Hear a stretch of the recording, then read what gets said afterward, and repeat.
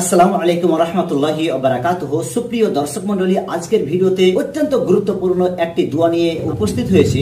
বেতর নামাজের পর যে দোয়ায়ে কুনুত কখন পড়বেন, কিভাবে পড়বেন এবং দোয়ায়ে কুনুত পড়ার ফজিলত কি, এই সম্পর্কে আজকে আলোচনা করা হবে। অত্যন্ত গুরুত্বপূর্ণ একটি দোয়া, এই দোয়াটি সকল ব্যক্তিকে জানাটা অপরিহার্য।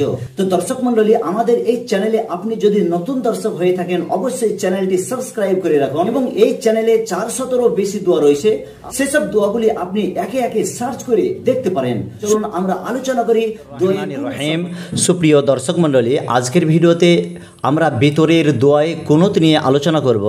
বেতর নামাজের পর অর্থাৎ যখন এশার নামাজ পড়ব, 4 রাকাত কমপ্লিট হবে, তারপর আমরা 2 রাকাত নামাজ নফল পড়ব, তারপর আমাদেরকে বেতের নামাজ পড়তে হয়। তো বেতের নামাজ পড়ার পর এই দোয়াটি আপনি যদি পড়েন তাহলে অত্যন্ত এর ফজিলত রয়েছে। দর্শক মণ্ডলী, বেতরের দোয়ায়ে কুনুত অর্থাৎ এই দোয়াটি বেতরের শেষ রাকাতে রুকুর পর কিংবা রুকুর আগে এই দোয়াটি আমাদেরকে করতে হয়। অত্যন্ত গুরুত্বপূর্ণ একটি দোয়া। তো চলুন এই দোয়াটি আমরা আলোচনা করি।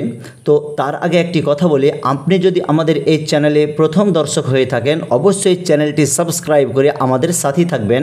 আমাদের এই চ্যানেলে 470-এরও বেশি দোয়া রয়েছে।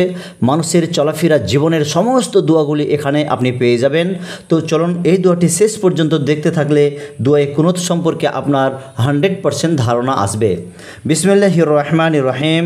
আল্লাহুম্মা হদিনি ফিমান হাদাইতা ওয়া আফিনি ফিমান আফাইতা ওয়া তাওয়াল্লানি ফিমান তাওয়াল্লাইতা ওয়া বারিক লি ফিমা আতাইতা ওয়া কিনি শাররা মা কাদাইতা ফাইন্নাকা তাকদি ওয়া লা ইউকদা আলাইকা ইন্নাহু লা ইয়াযিল্লু মান ওয়ালাইতা ওয়া লা ইয়াউজ্জু মান আদাইতা তাবারাকতা রব্বানা ওয়া তাআলাইতা সাল্লাল্লাহু আলান নবী।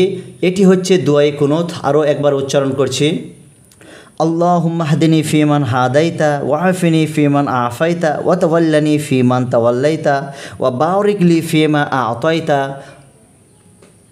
ওয়া কিনি শাররা মা কাদাইতা ফাইন্নাকা তাকদি ওয়া লা ইউকদা আলাইকা ইন্নাহু লা ইয়াযিল্লু মান ওয়ালাইতা ওয়া লা ইয়াউজ্জু মান আদাইতা তাবারাকতা রব্বানা ওয়া তাআলাইতা ওয়া সাল্লাল্লাহু আলান নবী। এটি ছিল আমাদের দোয়ায়ে কুনুত। চলুন এই দোয়াটির উচ্চারণ বা এই দোয়াটির অর্থ আমরা বর্ণনা করি। এই গুরুত্বপূর্ণ দোয়াটির অর্থ হলো, হে আল্লাহ, তুমি যাদেরকে সুফাত দেখিয়েছ আমাকেও তাদের মধ্যে সুফাত দেখাও। যাদেরকে তুমি মাফ করেছ আমাকেও তাদের দলে ঢুকিয়ে নাও।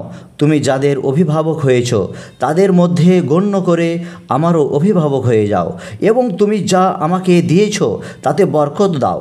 তুমি যা ফাইসালা করে রেখেছ তার অনিষ্ট থেকে তুমি বাঁচাও, কারণ তুমি তো ভাগ্য নির্ধারণ করে থাকো, অথচ তোমার বিরুদ্ধে কেউ কোনো সিদ্ধান্ত নিতে পারে না। তুমি যার সাথে বন্ধুত্ব রাখো সে কোনোদিন অপমানিত হয় না, আর তুমি যার সাথে দুশমনি করো সে কোনোদিনই সম্মানিত হতে পারে না। হে আমাদের পরওয়ারদিগার, তুমি প্রাচুর্যময় ও সর্বোচ্চ।